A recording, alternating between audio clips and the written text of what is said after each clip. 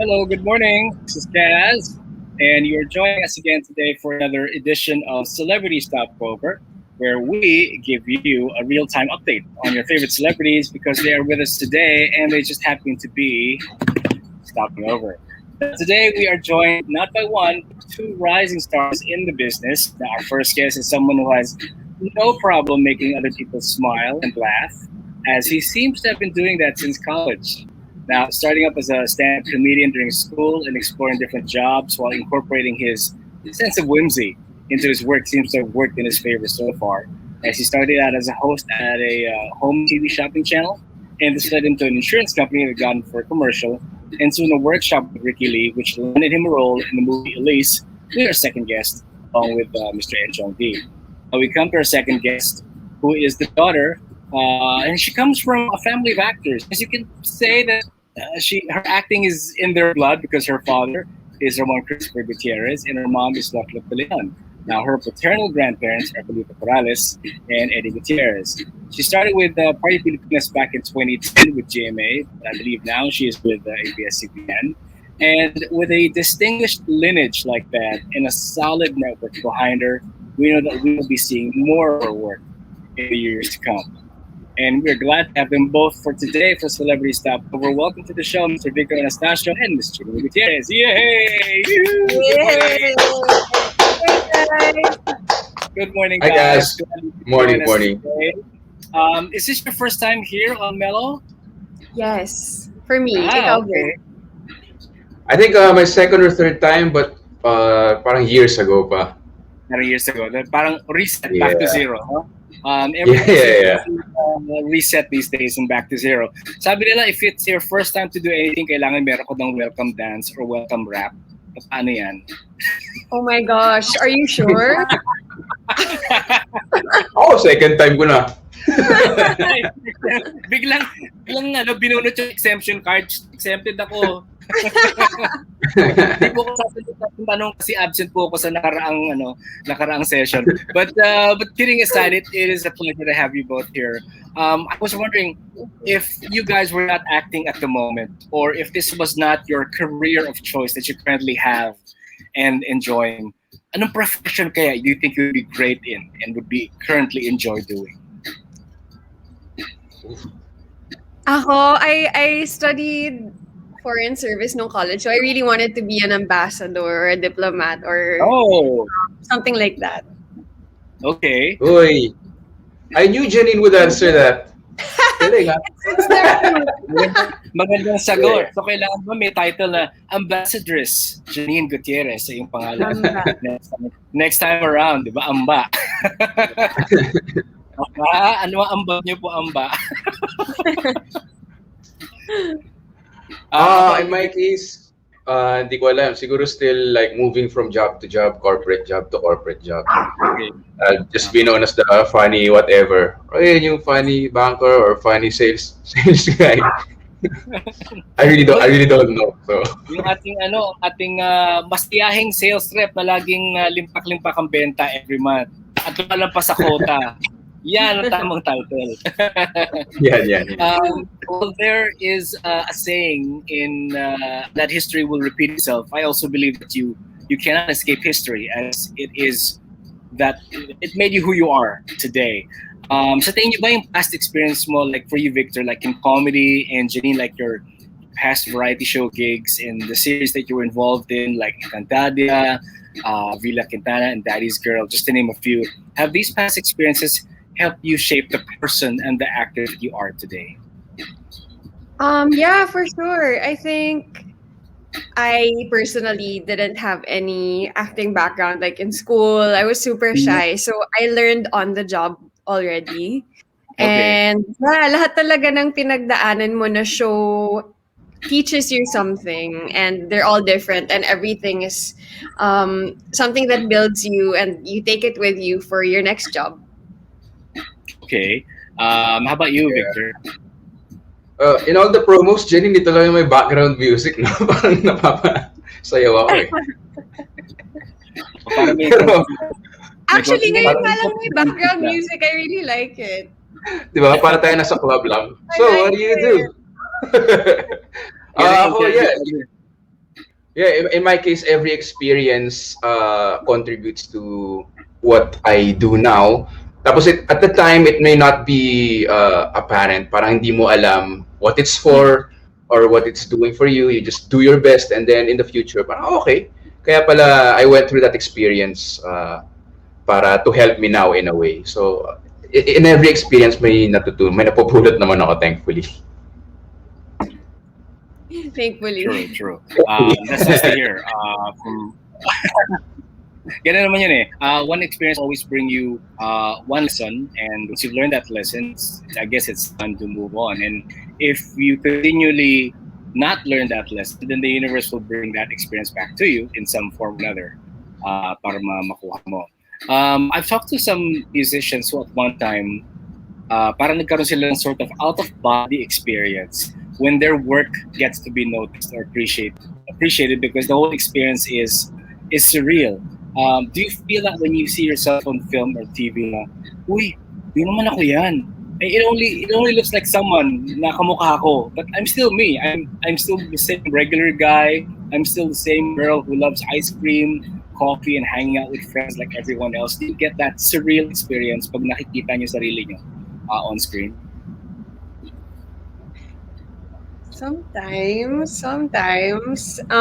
For me, mas like for photo shoots or billboards, Uh, na parang it feels kind of bigger than you because it's literally big or parang sa yeah, right. sinehan like yung isang film kasi namin ni Victor, it was able to go in real cinemas because of course Yeah. wala pang ganyan. So parang when you see yourself on that big screen, parang whoa, astig.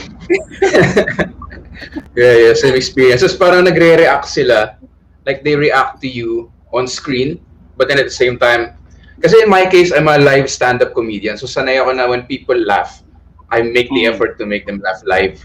At that moment, parang out-of-body experience na, natatawa sila without me making any effort. Parang nakaupo lang ako dito and yet may reaction. First time ko kasi yun eh. So parang, whoa, ang ganun yung experience. Oh, Oo, di ba? Parang, ayos to ah. Oo nga. Parang weird. Na parang this is not my life. This is someone else's life. Audience lang po ako. Wala ako sa stage. Nunod lang ako. No? Parang avatar. Gano'n, parang avatar yung experience. Yeah, parang avatar.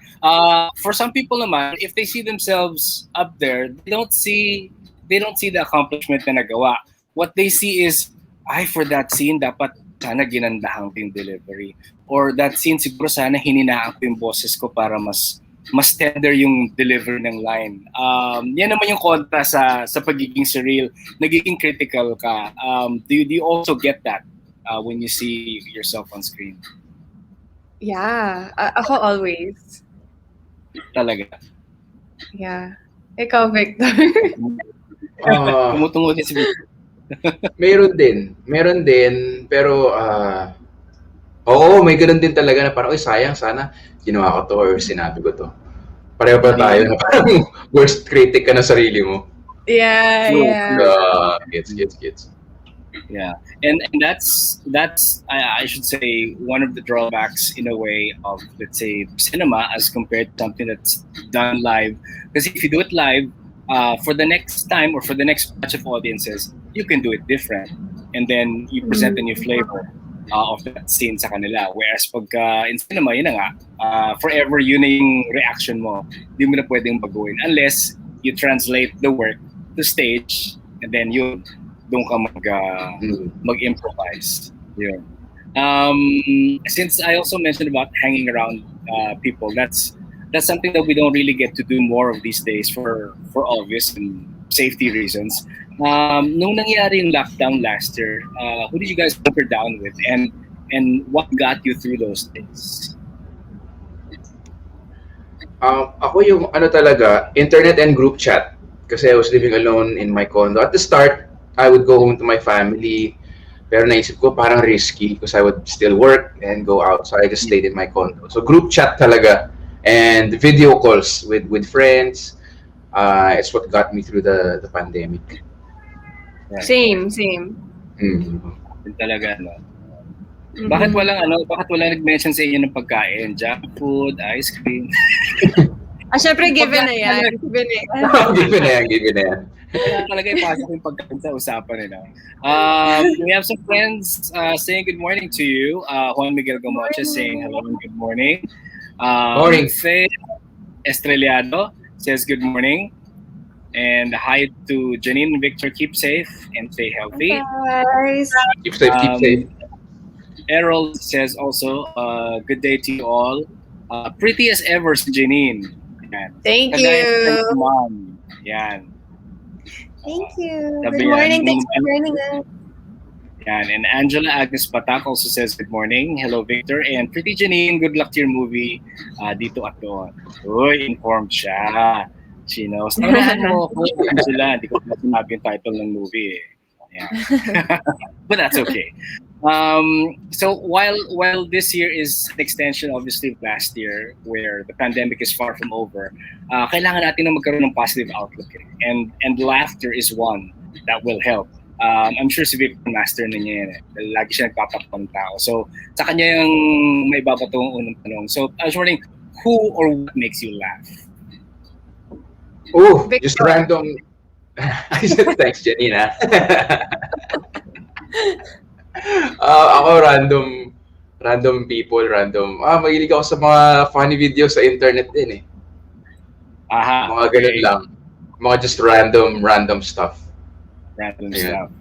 Yeah. How about you, Janine? Honestly, Victor talaga. Nakakatuwa yung Instagram. My friends yung barkada ko kasi in real life kind of reminds me of yung friendship namin ni Victor sa movie, yung parang kahit anong sabihin mo, kahit kung makarinig yung ibang tao baka akala na nagbabastusan kayo or nag-aaway kayo, pero as friends alam nyo na yun lang talaga yung way you talk. So yung barkada ko and my family also. Parang you need to find laughter in everything na at least. Actually, yeah, talaga. That's true. Laughter in everything. Without giving anything away, ano ba ang role nyo respectively in the film? Yeah. How about you, Victor? Anong role mo in the film? I play Mark, so close barkada ni Janine, together with si Yesh Burse, who plays Joe. So, matagal na kaming friends, and then ako yung naging unintentional bridge to the love story during the pandemic between Janine and JC Santos, who plays Cabs or Kaloy. So, yung parang apat na main people yung kwento. How about you, Janine? What can you say about your character? Again, without spoiling anything, some people haven't seen it. I play Len. I'm political science master's major. Basta, I'm smart. And I'm smart and I'm not afraid to show it. Siya yung tipong tao na talagang ipaglalaban niya yung paniniwala niya and what she thinks is right. And she's super vocal on social media. That's why she rants and lets out all her frustrations. So, in one Facebook post, meron siyang makakaaway. And that person is Kaloy, played by JC Santos. And that's where the whole story starts. Okay. At times you also, I'm sure, have to laugh at yourself at sa sarili mong bloopers. And when you make a movie, for sure, maraming bloopers to be had. The movie that we both are in, which is released by TBA Studios, it's called DITO AT DOON. Anong bloopers ang naalala nyo when you were making the movie? Ako, merong isang eksena. To those who have seen the film and are watching now, baka magets nyo to. Medyo sa pa-ending na siya. And yung scene na yun, medyo malungkot sila kasi meron siyang iniisip. And then the whole time, Victor and Yesh Burse, yung girlfriend niya in the film, nag-aadliban lang sila doon. And sobrang natatawa ako sa mga adlib nila. So it was so hard to keep a sad face. Yun. Saya yung mga nakakamiss yung taping. Ako naman, parang the night before, si JC Santos, ini-imitate niya lang yung toko. Ano ba yan, Janine? Basta Oh naging my God, impersonation yun na ng nga. toko. And then the next night, may drama scene uli si Janine. I think same scene no? Talagang pinagpala ko sa scene na yun. Ang daming bloopers. And then nung tahimik lahat, Janine was trying to internalize and then nag-shoot na. Biglang may toko na may Mr. Sound sa labas. So parang natawa kami yung tatlo. So yun, yung mga bloopers na that we record. Kasi kung nagsasadyang gayahin talaga yung tuko while taping, no? Parang, teka, rolling na tayo. Tigil nyo na. So how did you guys get involved in the film pala? Was this like the script presented sa inyo or you heard about it from through different means? We were approached, I guess. I got a text saying that there was a project nga under TBA with JC and Direct JP Habac, who also directed I'm Drunk, I Love You and Gaya sa Pelikula. And I've always wanted to work with them. So I said yes agad. Ako in my case, yung tinext sa akin ng talent coordinator was, hindi tanong eh. Sabi niya, Victor, may bagong movie kasama si Janine, tanggapin mo to. So parang gano'n. si Chris Janine, gano'n yung phrasing niya. Tapos ako naman, okay. Tapos din nga, nung nag-reading kami, it was a pandemic story. So very relatable tong movie na to. Very timely. Especially at the time. When we did the script reading, parang na-excite ako. How long did it take to film yung movie? Around 20 days. We shot it in December. Ano bang standard time frame when you make a movie? I mean, from someone who doesn't know anything about it, like minus post-production, usually mga gaano katagal ang standard time? Or depende sa klaseng movie na ginagawa? Oo, depende. Like, syempre there are mga like, really epic films like General Luna and Goyo. Yun talaga. Yun for sure. Yeah. Logistic nightmare yata. Yeah. Kasi mga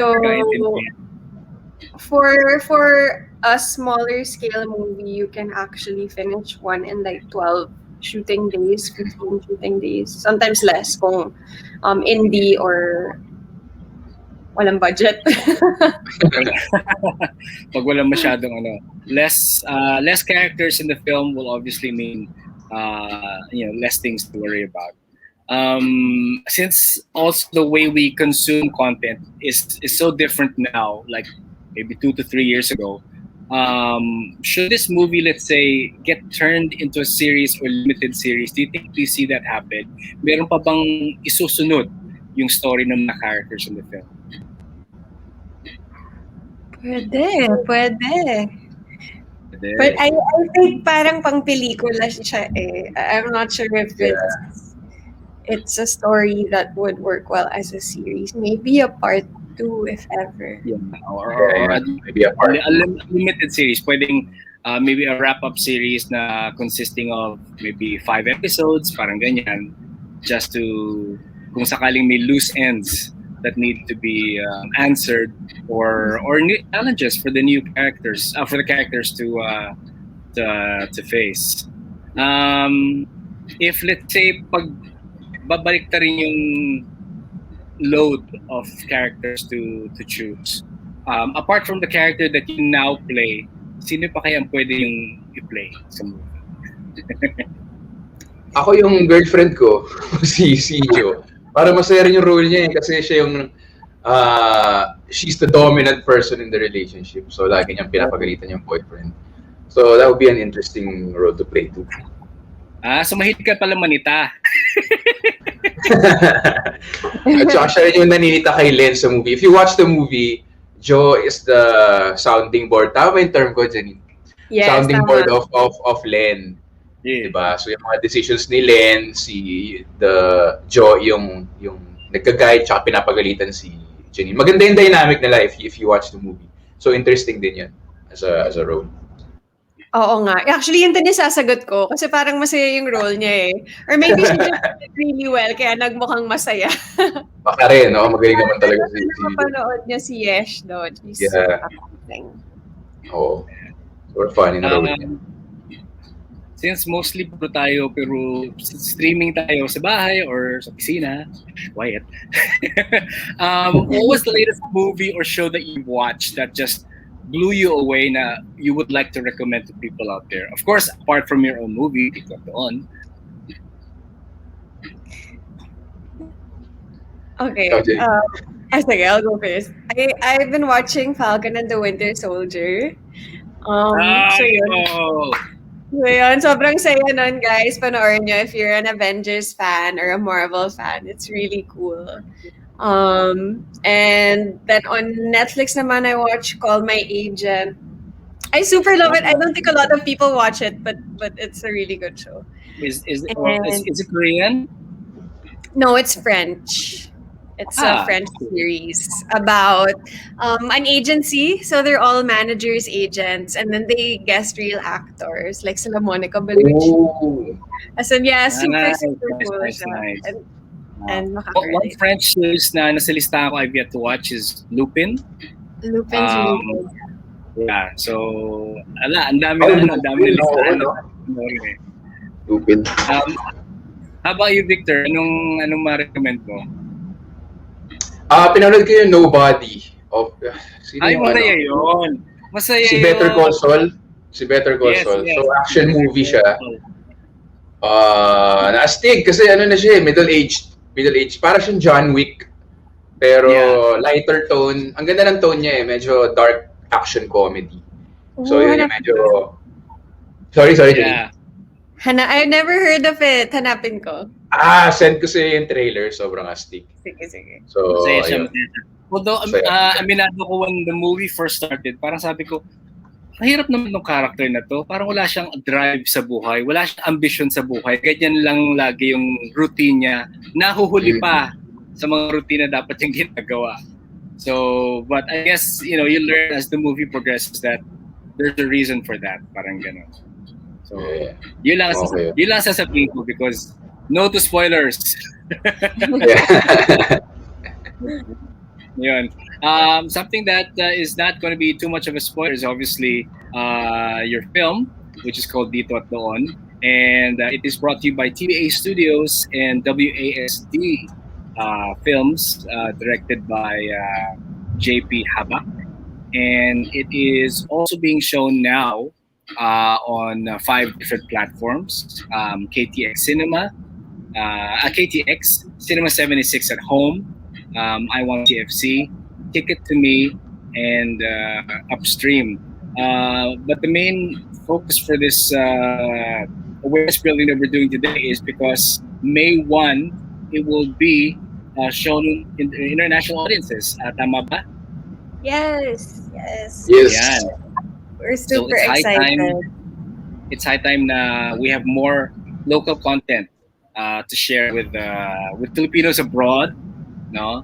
And also to other people abroad para makita nila na this is how filmmaking is done in the Philippines. And kahit sabihin natin may pandemya at medyo nasira yung routine natin, as artists and creative people, tuloy pa rin ang pagbibigay gaya and also making something that's relevant to the times that we're facing. So if in case fans would like to find more of what you do on social media, where can they follow you?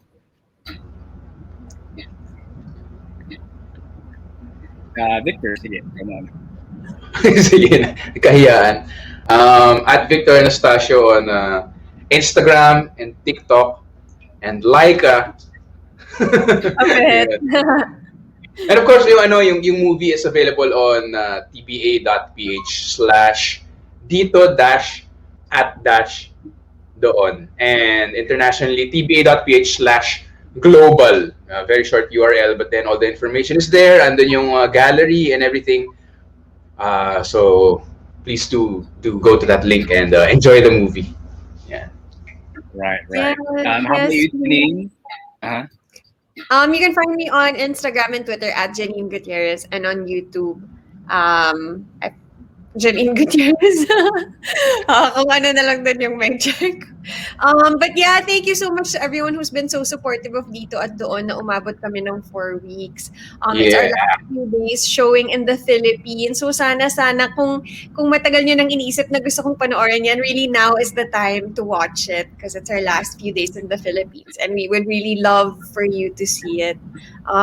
It's starring JC Santos, Victor Anastacio, Yesh Burs, and also nakita ko sa comments may bumati sa mommy ko kanina. My mom is in the movie as well, so it's with the special participation of Miss Lodlot De Leon. So we hope you can catch it. tba.ph/dito-at-doon. Yeah, Yes. and that's not a spoiler. Yes, and directed by JP Habac, of course, the one and only JP Habac. Yes. Errol Grimares says tuwan-tuwa ang crew ng DOOR Pest Control Services from Tunasan, Muntinlupa and BF Homes in Las Piñas. They're saying hi and good morning sa inyong dalawa. Irma Lizardo, ang pretty ni Janine. Same for Yol Astrologo. Julie Lucena also says the same. Gloria Gilabasan, hello to Victor and to Janine. Elise Garcia, she's watching from Eurotel. Pa-shoutout daw sa mga katrabaho niya. Yan.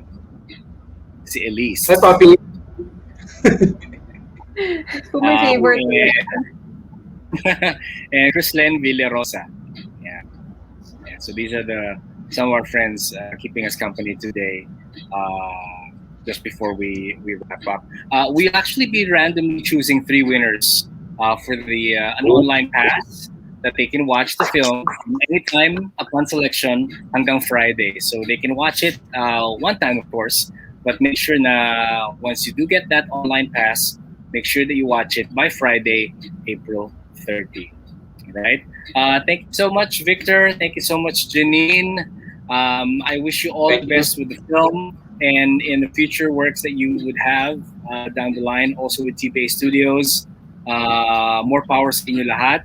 And of course, ingat, stay safe, stay hydrated, and do whatever it takes to make sure that the spirit of the Filipino movie is alive in spite of the pandemic. And if this particular move means that more Filipinos get to watch Filipino movies and content worldwide, I'd say go for it. It's time for the Filipino movie na mapansin and give credit to where it's due. So till the next celebrity that walks through our doors, or in this case, says hi to the camera, virtual otherwise, this has been Cast for Celebrity Stopover here on All Hits, Hello 94.7. Sounds good. Thank you so much for joining us today. Thank you, guys. Thanks, guys. Thanks, Thank you guys. everyone for listening. Yeah. Note kayo, masaya. Promise. Yes.